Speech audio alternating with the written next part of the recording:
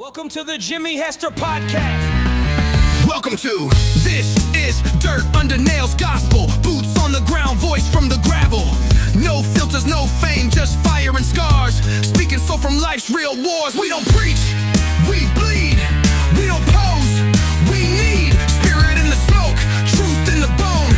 Welcome to the Jimmy Hester Podcast. Welcome home. Hey, welcome everybody. This is the Jim Hester Podcast, and I am Jim Hester, your host. I'm here today with the man, the myth, the legend, my friend, Big Lee. How's it going, everybody? Good to see you. Hey, just wanted to come and hang out with you a little bit today because we haven't been together for a long time, and you've always been a guy who inspired me and helped me along my path, especially when I was looking for spirituality and things. Just wanted to kind of ask you about yourself. What is your story? Oh man, it's such a lengthy story, and where it begins is there's so many trivial points like anyone's life. Where you feel like you're finally awakened or woke, whatever you want to have you. I got the typical story of born in East L.A., raised in the streets, came here to Tulalip to be back home with family.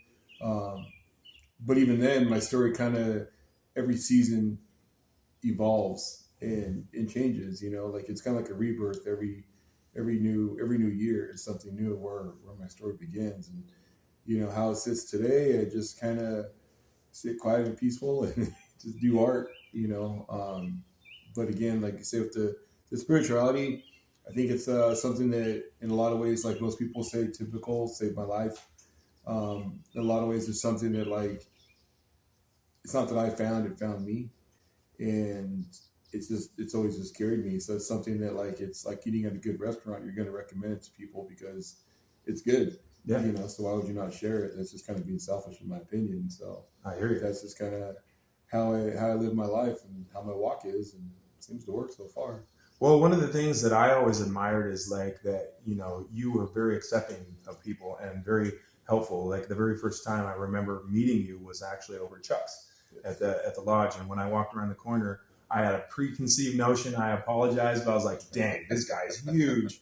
And I'm like, and honestly, and I feel bad about it now because I love you and we're friends. But like, I was like a bit intimidated, honestly. I was like, oh, geez.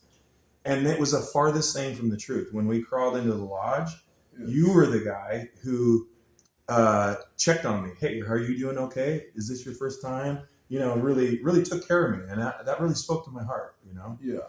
And I feel like it's the way this world is set up is we're very judging people. Yes. And we're taught to judge a book by its cover, more like a protection for us than seeing less for somebody else. My way of life is, again, I know my appearance. I know what I look like. So for me, that's never been something that I've ever have put first in someone's appearances or looks, because you just never know who a person could be, a good or a bad person. Yeah. I think it's when you speak to their heart, listen to them, body language, obviously, or energy that they give off for me, has always been a big thing. So I've always tried to keep an open door to anyone that I'm around to try to change those preconceived notions about appearances, if that makes sense. And so far it seemed to work. Again, I'm not winning them all over, but I do my best. So well, and it makes me remember back when I first started my spiritual walk and everything, and I happened to be in a Christian bookstore, and at that point I had long goatee before I went bald, and my hair was long and everything, and I had my tattoo showing, and this one lady walked around the corner. Oh, she's like, "Are you a Christian?" And I go, "Well, yeah." And she's like, "Oh, you don't look like one." And I thought, what does one look like? You know what I mean? And it made me understand, whether Christian or not, that isn't really the point. It's the point that people have a preconceived notion, and that doesn't make the person. Yeah, you know what I mean. And I think that like in today's world, from back then to today's standards, things are really changing. Like you go to Starbucks and the little girl working is like face tattoos, and just totally back in the day, it was very taboo to have a tattoo on your arm. It was like, oh my God, this guy is, the worst of the worst. Now there's still a lot of stigma surrounded that. Now it kind of changes gears with social media to not so much the appearance, but now it's skin color. Now it's, again, it's energy, or, a lot of people are very hypersensitive to how you approach something. Like if I were to walk into a restaurant and talk real aggressively, or even if I talk really loud, because I may be deaf and I'm just speaking loud, but to the average customer, they're like, whoa, this guy's coming across too Aggressive or something. Yeah, it's just like, the society is definitely like evolving quite a bit. And I think it's hard for a lot of people to keep up with those trends, or a lot of times where people feel like they have to kind of really dial it really back in who they are, how they are, just to go to the store, live a life, or even work your job. You have to really put on that customer service face, as opposed to how you really carry yourself, or what your beliefs are even these days. Yeah, for sure. Because all the preconceived notions of like, oh, if you're a Christian, you're hardcore, you're against everything. All these different things that these people carry, as far as like Christianity is concerned, or any religious belief for that matter. You can't be a normal person and be a believer. You have to be just 100% atheist, and you're the right person. If you're a believer, you're out there. You must be right wing. Yeah, you're crazy. against something. And I think that the problem is I see with society today is like a lot of people, like say politically or in office, that are really pushing the politics of rights of human beings, stand on Christianity. And it's like the people that have a voice, they're just waiting to oppose it, as opposed to bring that change. Like, we want change, but we're not going to really go and vote. And if these guys ruin office, then we can complain about it. Yeah, that makes sense. And I think it's the same thing with, people with appearances. Like, I walk into the store, and instead of approaching me like to find out who I am, they're just going to automatically judge, okay, this guy's scary. And do you get that often? Oh, daily. Is it because of because we're friends, I feel like I can ask you the question straight. Is it because of color or size or both, or what? I think it's just a mix of both. I think it is, again, between, color, tattoo, size. It's just intimidating to people. And I walk in a soft way, I feel like, and it's still like, it is very, I meet people that are now I consider like a dear friend. And just like to quote you, like, oh, when I first met you, you were intimidating, and now we're very close. But there's a lot of people that I don't know when I do go out in my field of work, or in, just going to the store, in general. Like, people are going to look, and they're going to just feel that way and never go past that line. And that's just something that like confirms how they feel about someone with a person of color, or how they feel about a person tattooed, or someone that's bigger than them. Like, okay, that just locks it in for them. Like, that's how they all are.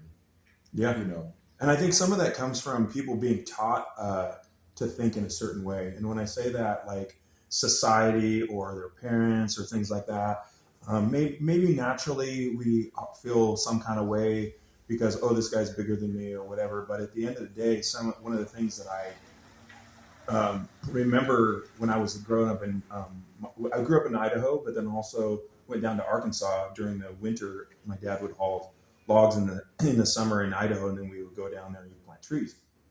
And I remember that, man, there's a lot of things that were being taught down there in those southern states that, and not putting down anybody in the South, because, man, I have a lot of great friends down there.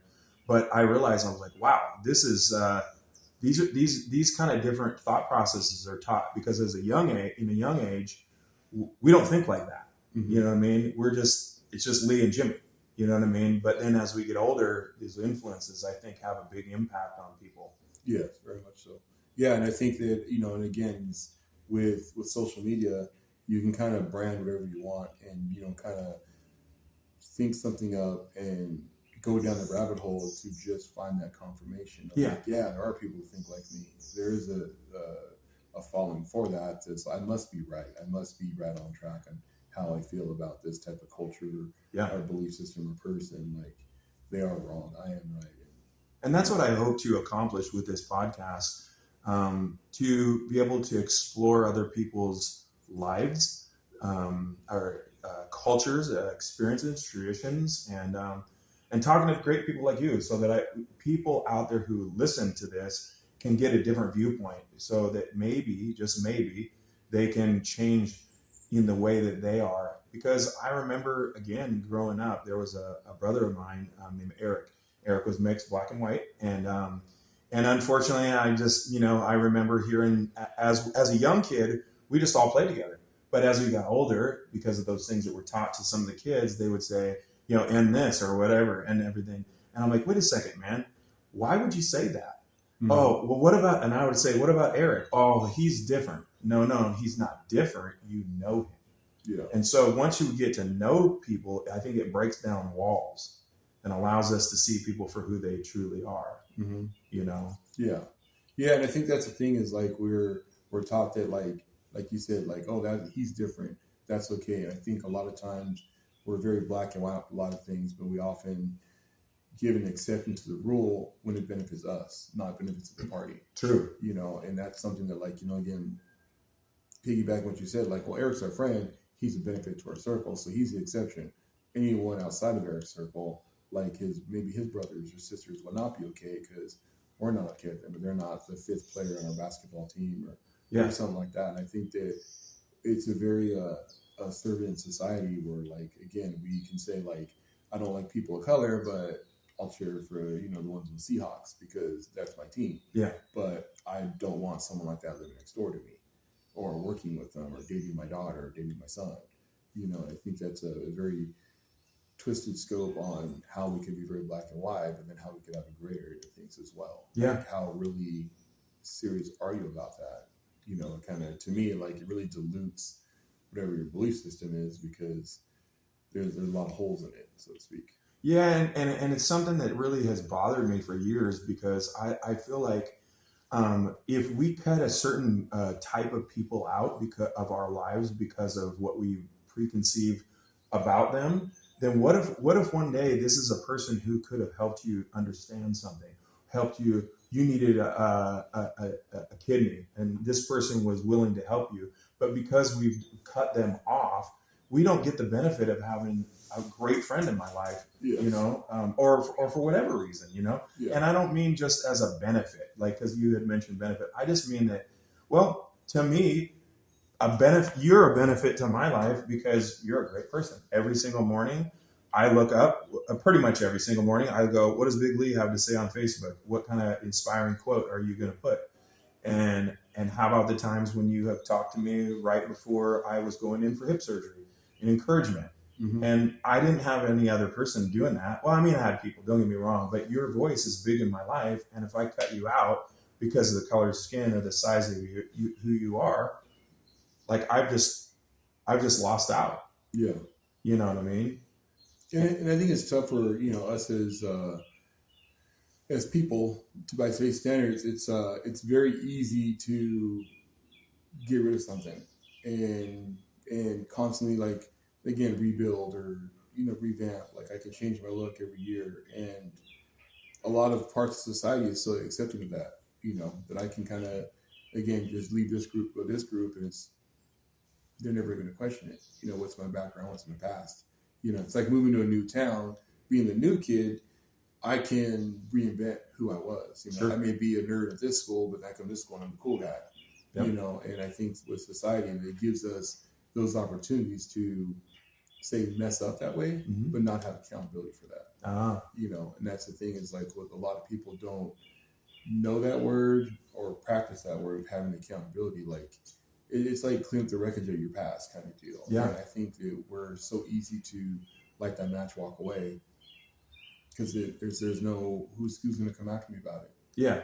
I can be this guy from my past, totally say, no, I'm a good guy now, and there's nobody even knows. Yeah, there's no, like, repercussion of, like, oh, he used to be this way or a jerk or whatever. Yeah. Like, it's so easy for us to just kind of wipe our hands of people, wipe our hands of situations, and wipe our hands of our past. That, like, it's a little too easy these days. So it shows the newer generations that they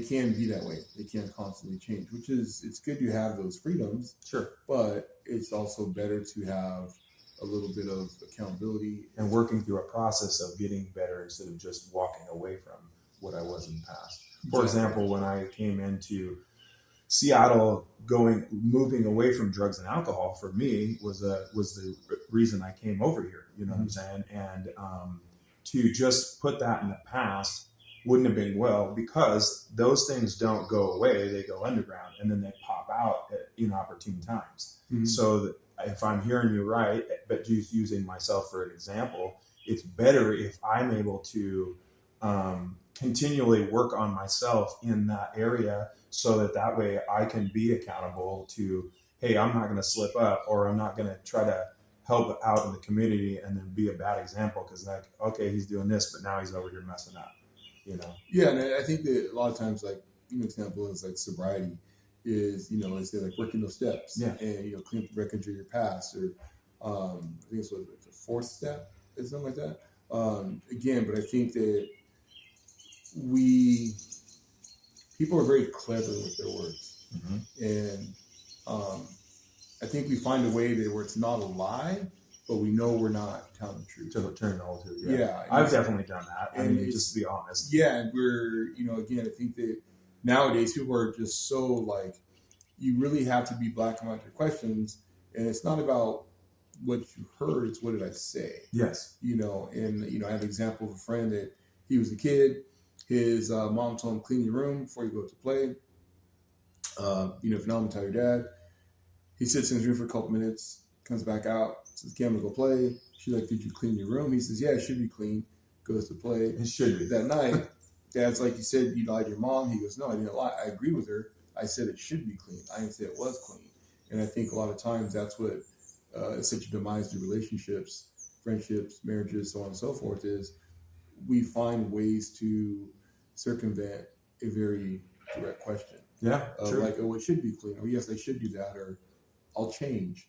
I won't do that again. Or I promise. And I think that that's like such a stamped word we use. I promise, I promise, I promise. And I think a lot of people don't realize origins of it, or the true definition of what a promise is. It's just like, it's like if I were to write you a check, it's a promissory note.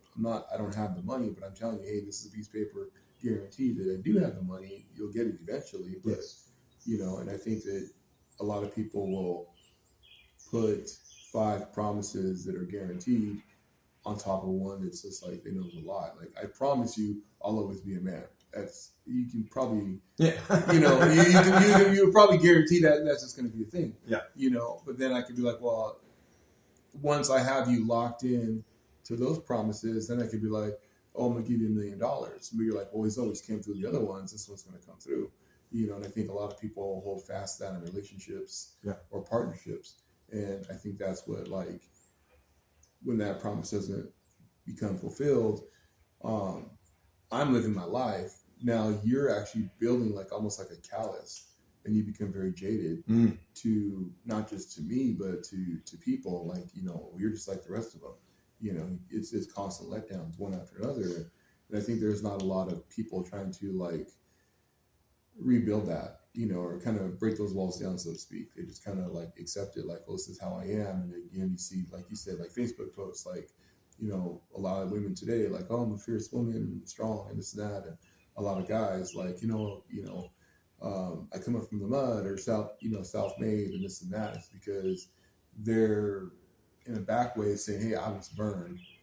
Now I'm trying to rebuild. I didn't even realize that. Yeah. That's a good point. And it's just like knowing somebody's background intimately, to see like something they put out on social media, or to the To be able to read between the lines. Yeah, and it's like, that's not exactly all true, but that's what you need to project to let people know, like, hey, I'm really hurting.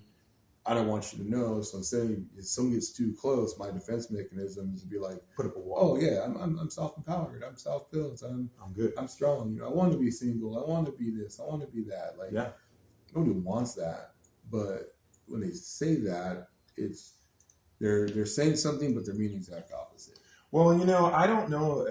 I don't know that I ever thought about that, because that's a really new concept to me. But I could see where I've done that in my own life. And I'll put a Facebook post up, let's say, and it's me and a bunch of islanders or something like that down in Nicaragua. And we're doing some good work down there. Well, that is all awesome and true, and I love these guys and everything. And yet at the same time, like, I might have been struggling the week before, or or something like that. And so sometimes we put our best face out there, Mm-hmm. when in reality, one of the things also that I would like this podcast to be is so that we can be authentic and be able to come to a place of real understanding of each other. Not just like, hey, Big Lee, thanks for, inviting me over. Thanks for how, I came to the barbecue or whatever. But no, do we know each other in a deeper way? Yeah. And if my brother is hurting or if I'm hurting, we can recognize it. Mm-hmm. And shoot through the barrier, shoot through the barrier and really help in those times of need. Yeah, no, for sure. And this thing is like, you have to set it up as like, am I putting something out there to say that like, you can reach out to me that way? Again, kind of going, I don't want to go down too deep this rabbit hole, but like it's tough to be a man. And I think that a lot of guys will never admit it. And I think more guys will tap out than to face that line. And I think if you look at like, say suicide rates, 85% are men. Why is that? And why is it like there a lot of in that percentage, it's like they're in the mid in their 40s. I'm in my 40s, and it's just, it comes to a place where you feel like I'm not going to make it. And the thing is like, you don't think about is we don't see the finish. We see as like, say high school, what it's like to start dating, stuff like that. We see in our 20s, like getting married, having kids, but we don't see a lot of older couples. We don't see a lot of couples in their, say, 60s, 70s, 80s. We don't see those older couples guiding us young men in our 30s and 40s. So how do we get to something where we don't see the finish? If that makes sense. Sorry, I had to check that. I thought, is that on? It's on. Okay. Yeah. Please wait all the time. I was like, oh my goodness. So that's cool. But no, I understand. But yeah, it's like we don't know how to finish. It's like starting a project, and if I don't know what it looks like, I can give you a bunch of pieces. Yeah. Say, here, Jim, go for it. I believe you. You're the man. Yeah. Everything else gas you up, and you're like, great. Now you have this table full of parts, and you're like, don't know what to do with it. Is it a plane? Is it a car? Is it a bike? What is that building here? Yeah. Because a lot of guys don't know that, so they give up. Yeah. And they walk away from their families or their jobs or whatever the case may be. They just again, they're suicidal, or they turn to the bottle, or they turn to drugs, or something, looking for some type of excuse. It's like seeing people in sobriety. They get to the point when they're sober, which is great, and then they get to the point where like, okay, now I'm sober. Now I have to get a job and an apartment, and that first PUD bill comes in. Now it's like, oh, my car is getting tight. Can you guys breathe? It's like the reality of life is setting in. Yeah. And so what's the answer to that? Instead of saying, hey, I can't do this, I'm panicking, they relapse. Yeah. It gives you the excuse to start all over again. When in reality, I think that if we had a group of people that we could lean on, and like, for example, I know I can lean on you for some questions, some answers, but at the same time, we need older men in our lives too to be able to speak into it. And I think that a lot of times in society, at least in my viewpoint, is that we have created such a thing that we're constantly chasing the dollar, which is, I'm not going to say is terrible, but at the end of the day, if we don't have the time to pour into the young men, then the young men have these table full of parts that you just mentioned, don't know what to do with it. And then eventually the older men or the young men are chasing the dollar, trying to pay all the bills and do all the things that we feel responsible for. And now we don't have time for the old man, so we put them in a nursing home or something like this. And then we don't have those generations of people to pass down wisdom and knowledge from. Yeah. You know what I mean? Yeah, and I think that the problem is, again, like I said, is not being able to see how things are finished. And it is something that, like, as a young man, it's like to keep up with the Joneses. You see these young guys, especially like in any trades industry, like driving these fancy trucks, and fancy bikes, and all that stuff. And it's just like you see these guys will have like a $1,000 truck payment, not blink, and you're just like, was like my first mortgage payment. Yeah. Back in the day. Yeah. Now it's like these kids are paying these astronomical numbers, and they don't think so much of it because they're trying to keep up with the Joneses, or they think it's a society where we have to have design of this or the fancy that, the newer of whatever. And it's unfortunate because I've watched that happen so many times. And then you have a downturn in the economy, and then people freak out. And there's even been suicides that because they're like, "Oh my God, I'm losing my house, I'm losing my car."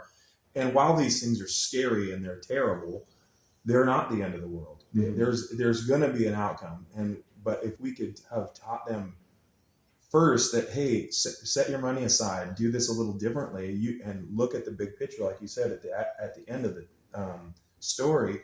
They might be able to have kept it as a $300 a month car, as opposed to a $1,000 a month car. Yeah, Yeah, and I think that you can't you can say that as much as you want.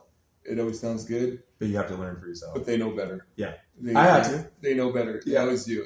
I got a driveway full of it, and but for me, like I was very, very, very fortunate to grow up with older generations and elders as opposed to teenagers. In my teenage years, I was hanging out with the 50-somethings. And so they, kind of beat that into my head to be wise about this or not drink, not drug and all that. So I was very, blessed that way to not go down that avenue, but to see my friends go down that avenue and to have the elders tell me, like, see, I told you so. And that was that was a gift they realized I was getting. When you say the elders, are you talking about down in L.A. or up here on the up here Tulalip? Yeah. Okay. Yeah, up here in Tulalip. Back, again, like I said, the guys I was running with, they were in their probably late 40s, and I was 15, 16, and it's like these guys, teach me how to fish and teach me, hunting or ceremony, or again, they're paying me to wash their truck. So as a kid, like, to wash a truck and get $100 bill was like crazy. Back then, it was like huge money. Like, oh man, now guys won't get out of bed for less than $1,000, but yeah, $100 bill when you're 15 years old, that's a lot of money. Back in the 90s too. Even today, it's pretty reasonable for a 15-year-old, but it's not the same. Back then, it was huge. Yeah, exactly. So it's like this guy drives a big fancy truck. I get to wash it, and he gives me $100, and I get a lunch out of the deal with all the free soda I can drink. Like, yeah, that's a win. Or I can stand on the court with my friends and do nothing. Like, yeah, I don't know. I think that this side's a little bit, grass a little greener over here. So that's kind of the route I went. And again, I was very fortunate because I learned a lot. I learned a lot about ethics. I learned a lot about culture. I learned a lot about myself. Yeah, and it helped. It's an investment I made back then that's paying today. And I love it because you actually continue on to give forward with the lodge and the ceremony. And I remember when you invited me up, man, and I was like, wow, this is incredible. Not only it gave me a place to pray and to drum and be in community, but I felt a part of something that was bigger than me, you know, and especially in the time when I was struggling with my spirituality. Yeah. You know what I mean? And I love the fact that you never judged me for being someone that was Christian. Right now I don't really consider myself Christian. I consider myself a follower of Jesus. So it's a little bit different. Just because I'm a little, to be quite honest with you, I've been a little jaded about some things that happened in the past. And even coming to know this way of life with you and some of the others, it has even made me kind of step back and go, wow, like, let me rethink my thought process around that. But in that, you have opened up this opportunity for me to be able to grow and learn, and I appreciate that. Yeah, and I think with the Christianity thing, it's such a taboo or hot button topic with so many people, because I think a lot of people, our age, grew up in a Christian home and the parents were strict and this and that, and like that kind of made them very jaded. And did you grow up that way? I grew up Catholic, and then from around the time I was like probably 12, my mom became Christian. So it wasn't like a very strict Christian home, but it was a Christian home.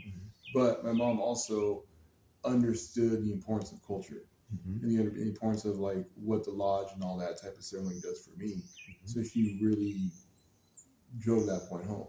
And I think a lot of people, you know, again, like example, me, I was a very young father. You know, I became a dad at 21. So growing up without a dad, now I am a dad.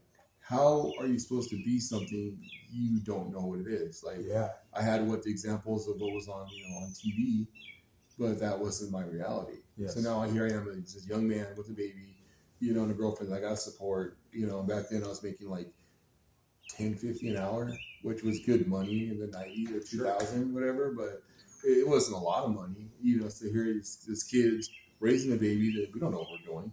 And really kept this thing alive. Just, you know, like really nurturing it, so to speak. And I think the thing is like how I equate it is a lot of people complain about growing up Christian. Parents just do the best they can. Exactly. There's not like this, it's not this like instruction manual that says, here's a newborn baby. This is how you have to raise them because this is how they're going to feel. Yeah. This is how they're going to feel about religion. So you have to cater your lifestyle for their understanding of religion. Yeah. As opposed to like something the church was strict on them, so they're going to be strict on you. Yeah. And, you know, it's unfortunate, but that's just kind of how it is. So you got to give people grace or give them a mulligan, so to speak. Now, from my standpoint on Christianity goes, there's some people that they're crazy about anything. Yeah. There's people that are, you know, in all walks of life. yeah, like they will like, you know, I can invite them in my home, say you want a cup of coffee, like, oh, this is Folgers, no, I won't touch that stuff. Yeah. Or they won't drink Starbucks because of some executive did something on an island, or you know what I mean? Like they're just so, their convictions are so strong about something. It's just like, you really want to die on that hill? Like I look at it, it's like you got to pick your battles. Yeah. And exactly. And for me, it's if I want a cup of coffee and Starbucks is right there, I'm going to drink Starbucks. Yeah. If A&P is right there, I'm going to drink A&P A&P. coffee. It doesn't matter because at the end of the day, it's what am I getting out of it? Exactly. Am I like, you know, again, people like back in the day, I remember Walmart was just this evil, ruining small business, this and that. If it wasn't for Walmart, my family wouldn't have survived because as a young parents, Walmart had diapers, they had groceries, all they in one had, shot. Everything was there, and it was the cheapest price in town. Right. So as much as I'd love to support small business, and in some theories, I may be a small business with my art, Walmart is just convenient. Yeah. You know, am I out there plugging it and this and that? No, I'm not. But will you see my truck in their parking lot from time to time? No, 100%. Because again, it affords me a lifestyle that like I can feed 20 people off of Walmart. I can't feed 20 people off of the local farmers market. Yeah, exactly. You know what I mean? Like as much as I want to support small business, Yep. You know, there has to have that balance. it's expensive. It is. And, When you can, you do. Yeah, but it's just like, you know, I just feasible. went to like the Valley one the other day, and it was like, you know, a head of lettuce was like $11 because it was done. I came with. I'm not buying the lettuce. I'm buying the story. Yeah. And so I don't need the story, man. I need to feed people. Exactly. So I'm going to go to Walmart where they don't give me a story. They give me the lettuce. Yeah. And it's just like, that's just how it works, you Exactly. know? And I think that some people are so headstrong on the, again, anti-Christianity. Like, I think the thing of it is like, it's just basically, it's your relationship with God. Yeah. Your relationship with Jesus. So I think it's, however you get there is your business. Is church good? You know, again, scripture, two more gather, I shall be there. Yeah. So sometimes you can go there and twirl your thumbs and knock the thing out of it. Yeah. But maybe right now we're having a conversation and God's with us right now. But you also have to look at this. Like you said, hey, I came to sweat. You were there. You helped me. Yeah. So you may not get anything out of church, but there could be that one guy that walks in that church, like you said, goatee, long hair, tattoos. Yeah. And is like, man, I don't belong here. And then there you are. Hey, man, what's going on? And then now he could be like, oh, I can do this. This isn't that bad. Exactly. And you know what I mean? So it's not so much that you're constantly have to get something from it. Once in a while, we have to put out. It's like, I ain't come here to be served. I came here to serve. To serve, yeah. Yeah. So it's the same if you go into a church. Yeah, you may not, the pastor could be just talking about something that's so not relatable.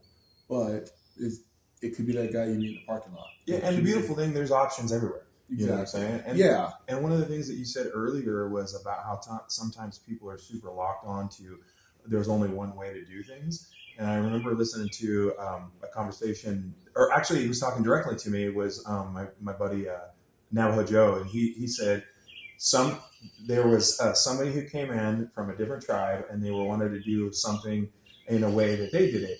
And one of the guys was like, "No, there's no, you can't do it. There's only one way." And he was like, "Hold up, hold up. We heard that with the colonizers." And he's like, "So it really goes." It goes around all over the place in different places where people feel like there's only one way. For example, if we were coming to the lodge with you, for example, it doesn't look anything like the church, and yet it's spirituality, nevertheless. And when I say that, man, I could feel the spirit in the lodge with you, like just the same as when I'm in a worship service or something that looked totally different. Yeah, you know what I mean. Yeah, because spirit is spirit. I agree 100%. And I just think that it's always going to be there, and it's just how you get to it. Mm-hmm. And there's a lot of ways, like you came up from Seattle, many ways you could have gotten here. Could have took a ferry, you could have took the freeway or back roads, whatever. Sure.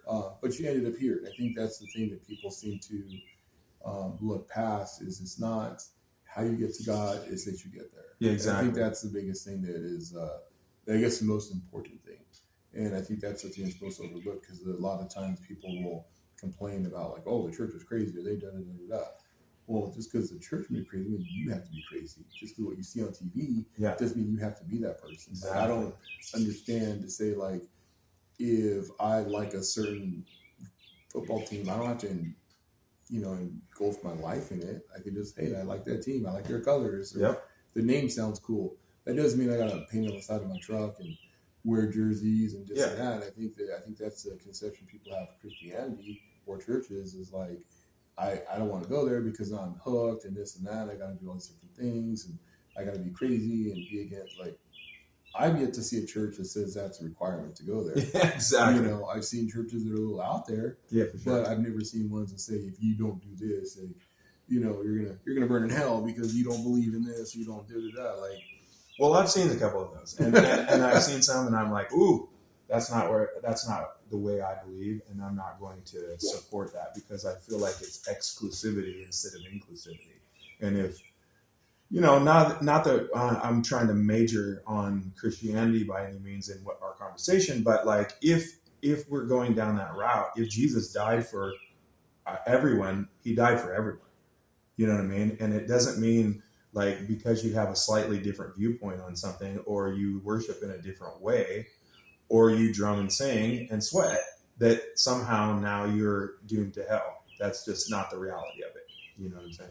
Yeah, but I also think that, again, it's back to like what your relationship is with them. Sure. And I think that's the whole, like the premise or point or whatever is where a lot of people will be so hyper focused on how other people are doing it. Yes. Not how they can do it. Yeah. And they just use that as the tool or excuse to say, well, I can't be a Christian because that guy's crazy. I don't want to be like that person. As opposed to say like, well, I can be a Christian. It's just like saying there's great singers out there. That doesn't mean because I'm not able to sing that I shouldn't sing. Exactly. I still sing, just in my own way. Well, and I think that's where people get things confused. Like you have to be all in. It's like, it's very, again, goes back to the black and white. They live their life in the gray area, but they expect the world to be black and white, or how things are done to be black and white. True. And, and one of the things too, my friend Marlon said the other day when we were visiting, he said that, it's kind of like, for example, you take a person from Africa and if they do certain things certain ways, and why would you ask them, why are you doing that this way? And, or maybe they're asking you the same way. Well, you're not in Africa, or you're not in America. We do things differently, but it doesn't mean it's wrong. They may have different ways to feed their family, and it's just simply a different way of living. Yeah. And one of the things that you said to me years ago that I really took to heart is he said, something about, he goes that there's a basket, and he said, you tend to take from it what you need, from different people's baskets. And I really felt like, man, I think I didn't really think of it in that way, but it has really benefit my worldview to be able to experience other people's traditions and cultures, because it allows me to think better, to understand people better, to be more compassionate about things. And overall, I feel just blessed about it. You know what I mean? And so one of the things I was going to ask you about is, what do you feel like? So sometimes I see when I go to lodge, people will honor their ancestors and stuff like that. Mm-hmm. And in Christianity, a lot of times people go, "Oh, that's demonic." Can you explain that for people that are listening so that they understand? So the honoring your ancestors. Yeah. So it's always such a hot button topic with a lot of people. Yeah. So it's so how I can explain the easiest, like when you go into a lodge and you hear someone introduce themselves and they say, "This is who my mom is, my dad is, my grandma, my great grandma, my great great, so on and so forth," is because we believe that when the door closes, Spirit's in there with you. Your ancestors are surrounded by you. So think if you're in a room with like 100 people kind of, fumbling around in the dark. If I say my name and my social security number, you know exactly who I am. Mm-hmm. You know exactly where I come from. So and I think that's the misconception is a lot of people think with the ancestors, like you say, the demonic part of it, it's not that we're in there calling in the dead and, doing witchcraft, so to speak. I think it's just a matter of like really centralizing that like you and I both can be called Jim. Mm-hmm. And if we could be in the dark and someone could say Jim, who's going to turn around, you or I? Or both of us. Yeah, exactly. So what if we say Jim and, my mom's Yolanda, and I say Jim, my mom's Yolanda, you're like, okay, that's not me. And I think that's the misconception when people don't know that, where again, it's some things aren't explained. Exactly. So you're just left to assume. And I think that a big part of society or people is assuming is so much easier. Because if I assume something, it's just time that I'm right. And then if I assume 10 things now I have this like premonition or ego, so to speak, that like I'm always right. I just can't be wrong. Yeah. Like I'm right about this, and that's just what it is. And I think that as a people, like, to never question it, never say, well, why do you do this? And sometimes it has an answer, and sometimes it doesn't have an answer. And that's okay, I think the problem is with you and I can have two totally different viewpoints, but if we walk outside the shop right now, that sun out there is shining on my shoulder the same as yours. Exactly. And it doesn't mean that sun likes you more, that I'm more spiritual, you're more spiritual. And I think that's the easiest thing that people seem to forget. Yeah. They rather sit here and decide, okay, I'm right. My assumption is they're calling in spirits and this is just what it is. Or their assumption is because I can't find that in the Bible, then it must be demonic. And they don't pretty much never take the time to ask. They just have the assumption. Yeah. And in my way of life, I'm definitely challenged quite a bit with the Christianity to ceremony. I'm challenged quite a bit with being Catholic and every I don't want to say branch of service or branch of religious belief. It always comes against me. And again, people always ask, well, how's it relate to this? Or what do you feel about that? Or, it's like it's a constant challenge just to prove what they think is to be true. Sure. And then I'm like, no, that's not that big a deal. We don't care about that. Like, what about this? Well, no, that's not a big deal. What about it?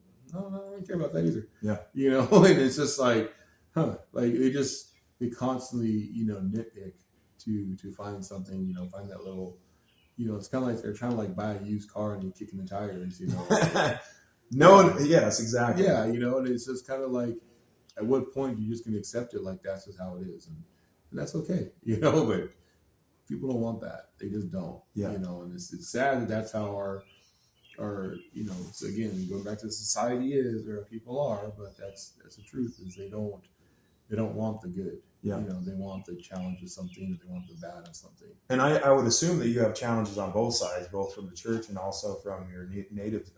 Oh yeah, 100%. Yeah, and I think that again with the native side of it is again people want this like closed door. Like you can't be inviting non-natives, you can't be inviting anybody, you can't da da da. I don't know. I feel like when that door closes, we all look the same, and I'm not one to judge. So who am I to say who belongs or who has the ability to talk to God or not? I'm not that person. Yeah. I mean, I think that is a very slippery slope that I wouldn't, I'm a daredevil, so to speak, but I wouldn't want to play with that fire. Yeah. So it's just like, I just leave it open. If it, I feel if somebody's here for the ceremony, it's because, Spirit led them here. And now it's my job to take care of them, because I don't want to stand in front of my God and, and say, hey, I sent my kid to you and you turn him away. Yeah. Why would I, why should I take you in if you didn't take my kid in? That's a good point. So again, I'm a lot of things, but judge ain't one of them. I'm here to protect people. If somebody comes here and I think they're unsafe, yeah, I'll gently like, hey, sometimes you got to focus on the sheep, or a flock, or your one sheep, and that's where I have to make those judgment calls. But for the most part, I feel like if you walk in a good way, those things aren't really going to come around. And so far, I've been pretty lucky. Yeah. So I'm going to keep rolling with what I know, and it seems to work.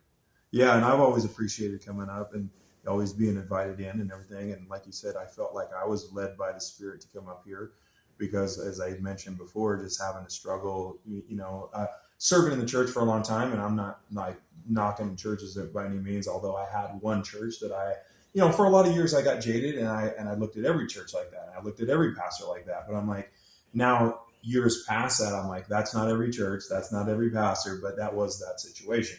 And even that situation is long gone. But being able to be invited into this way of life has allowed me to look at things from a bigger standpoint, and allows me to see things that I never saw before.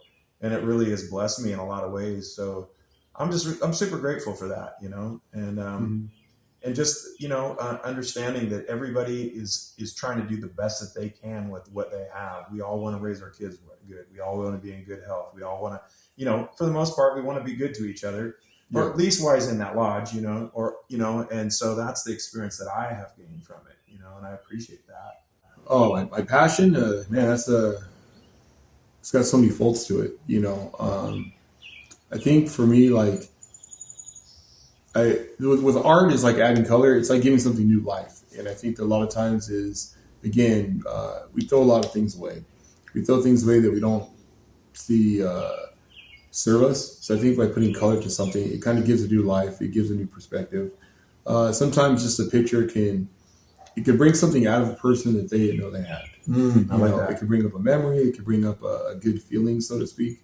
I've never seen art as being something traumatic to somebody. I've never seen art being something that's non-healing. So for me, it's a way to kind of just bring life into something. Again, I'm an avid skateboarder, been that whole life. So I got obviously quite a collection. But I also like, I do it because I love the culture of it. I love the art of it. I love, something that like is such a legacy to leave behind. Like, if I were to cross over today, there's enough left here for people to walk in and know everybody in my circle. Yeah. They would have something in the type of a giveaway, where my son, my grandson, and all my friends would, have a little piece of me, my art or whatever you want to have you. I think it's very important to, as a man, today's world is to leave something, for your people like that. And I always tell people when I die, I want to leave an empty coffin. And, not to be like all morbid about it, but like everything I know with like ceremony, per song, stories, things like that, like I always give them away. Same with like, art things I do is because the cemetery is like the richest place in the world. Yeah. There's so many stories that have never been told, or songs never be sung. People never become grandparents or parents or kids or things like that. And I was just taught that we really need to make sure we're not greedy with this stuff. To always give it away. Like, again, somebody helped me and, led me to God and all that kind of stuff. If I'm like, cool, I got where I need to be, and then I'm just like closed mouthed about it, like that kind of pipeline is there. I give nothing for my son, nothing for my grandson, I do nothing for my family name, I do nothing for my friends, and so for me, I've always been an open book to project out. And, the art is something that like, I can put down a lot of it. And again, when my time comes and there's something to go to other generations, they kind of pick up that torch and carry it with That's it. cool. That's really cool. That's just that's my thought process behind it. I don't know if it's right or if it's wrong, but that's how I feel about it. And I love seeing the expressions that you have on the skateboards, on the motorcycles, on the cars that you paint. Incredible stuff. Really, really good. Yeah, thank you. Yeah. And I know that I don't even see the half of it because I think that you told me you were booked out a couple of years. Yeah, not 2 years. Actually, now about a year and a half waiting list. Yeah. So That's really awesome. yeah, it's something. And now, do you do this in addition? No, you work on the railroad, right? Yeah, for conductor for BNSF. Okay. Yeah. And kind of explain to me a little bit about what that is, because I have a preconceived notion, but I don't really know. Maybe not a notion, but just a thought. You know what I'm saying? So the conductor basically, again, it's always going to be it's always going to be an argument. What the conductor does as opposed to an engineer. There's two people on the train. So the conductor does paperwork, radio work, and they're basically responsible for all the cars in the train. The engineer is responsible for the engine. So basically, when I get on the train, I do all the paperwork in order. I do all the calls. When we're leaving to where we're going, anything in between, that's the conductor's responsibility. So do you go all over the West Coast or across? So it's a FR regulation. So you're only allowed to be on duty for 12 hours. Okay. So this is where it's kind of funky. It's so say I get a call to be on duty at 12 o'clock. So I'm on duty at 12. I get to the train yard. By the time I get paperwork ready and all the, little incidentals and stuff. If I'm actually on my train, we're ready to depart and then dispatch says, okay, you guys are good to go. It could be 5 o'clock, So now I've already burnt up 5 hours in my 12-hour day. Oh, I see. So then we can take off and get to 2 cities over. We got to pull over to let another train go by. You sit there for 4 or 5 hours. You go to sleep. Or rest like a truck driver? Well, it's a gray area on how you're supposed to sleep on the train. Sure. But yeah, you're just basically sitting there waiting. It's a lot of hurry up and wait. Gotcha. So if you were to jump in a car right now and drive to Canada from this house here, it takes about 2 hours, a little less than 2 hours. Yeah. If I were to get on the train in North Everett to go to the border, it takes about 12 hours. Oh, okay. It because of the stops and things going on. It's just that slow. It's just that because you're doing about 35 to freight, Gotcha. but they go up the coastline. So it's a beautiful view, but it's very, very, very slow. Gotcha. Very slow. So again, like I said, you ask an engineer, it's their train, they run it. You ask a conductor, it's their train, the engineer is just there to make it. So, but it's something that trains move, it's 90% of America. There's things that people wave. It's man, if you knew we were hauling, you see the stack containers, that's all trash. Mm-hmm. So our trash goes to Canada. And Canada stuff goes to Montana. That's so weird. Yeah, it's just but we move food, we move oil, coal. It's definitely move America. Anything that you're in the clothes we're wearing, this camera, everything comes off of the train. Wow. And I think they never stop. Constantly going. And the furthest I go, if you go into Canada, we go to Roberts Bank, Coquitlam, New Westminster, and then east we go to Wenatchee, mm-hmm. and then south I usually go to South Auburn, Gotcha. Maybe Tacoma, but pretty rare. Gotcha. So you have a set pretty much. Just a little triangle that we kind of do, and that's just again falling into our little 12-hour window. Yeah. So if I get on the train in Tacoma, then I go from 12 hours from Tacoma south. Yeah. But they're allotting me the 12 hours from Everett to Tacoma. So what they figure. That's good, man. Yeah, so a lot of hurry up and wait. A lot of hurry up and wait, yeah. Yeah, but that's cool. Then you can couple it with your art and stuff like you were talking, and you have an opportunity to, you make your money, but also you make money this way. It seems like you're an entrepreneur, and Yeah, I keep my hands in stuff, and it's just more of it's never for financial. I think it's more just for filling space for me. Yeah. That's kind of again, my art, I would do it for free. I have a lot of times just because I love doing it. Yes. I think there's a difference between I've always tried to not make it a necessity, because I feel like, if rent's due, I'm not going to put out the best product as I could if I just am doing it on my my leisure. So I've always tried to keep that separation. Like, the art's self-sustaining. The art's never done to like pay a bill or take care of something, because I think that way you kind of get sloppy and it kind of gets rushed. Or Yeah, I see what you're saying. you don't put all your passion into it. Like, I move trains, but I'm not like, oh my god, I gotta. You're not passionate. Yeah, it's not like I'm not working today and I heard a train earlier, so clearly they're still running. Yeah. Without me, surprised. I don't know how they're doing it, but they're doing it. I think that's the difference. A lot of people kind of lose that conception of, like, when it comes to careers or work paths, things like that. Like, we just get into this like survival mode, and I think that a lot of people are afraid to reinvent themselves. I started out my early, more working career in social work, and then from there I, evolved into a teacher, and I was there for a long time. And then from there I worked for the casinos doing networking for the slot machines, and then took some time off and traveled, and now I'm railroading. But it's really cool how you do a lot of things, because a lot of people just get locked into one thing. And I think that life gets to people sometimes because they don't expand not only their thought process, but their experiences. And it makes me think about, you ride a bike and you're with the Clean and Sober Club, right? I was. Oh, you I were? was. Yeah. I just retired because I just feel like, I'm at the point in my life where I was trying to transition more into the homebody. And for me, it was, I couldn't like be as committed as I like to be. Yeah. Like just events out of state, things like that. And Sure. I'm at the place now in life where I'm just like, I'm just tired. Yeah. I just got enough time for the things that I do. Yeah. It's just like, sit and drink coffee and watch my stories, or, be on the road. And it's just like, I'm not 100% like a fair weather rider, but I definitely am getting there. Back in the day, it was You're like hardcore. I'm anytime. Yeah, Let's go. I remember one time we left here to ride to Texas and hit like Idaho, and it was just dumping snow.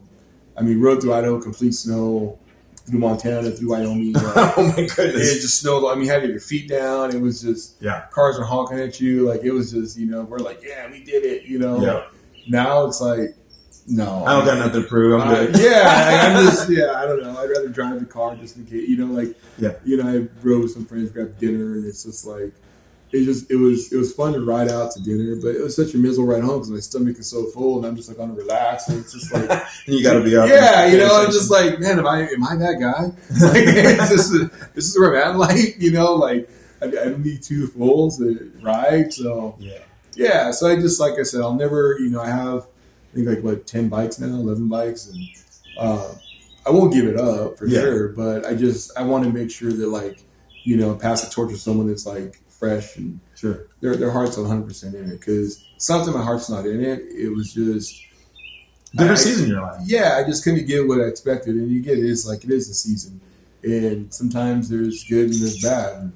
And, I think I'm in the season now where it's kind of like, just want to focus on what's in front of me, and see where that goes. Maybe they lead me back to club life, or but again, I did it for 20 plus years, so I think I made my mark.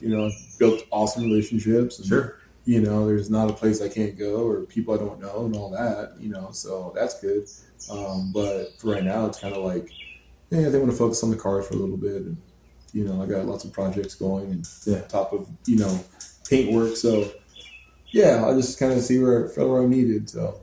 Well, I just want to say you're a real well-rounded person, and I love the fact that you're, again, to say it again, I know I said it several times, but you had a big inspiration to me, and always welcoming. And I really appreciate that. Thank you.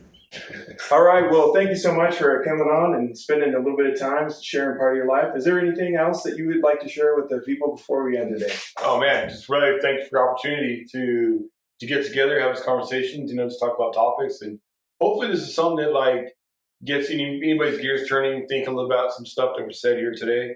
I'm a big advocate of always telling people, you don't treat them like people. You treat people like people, they become that.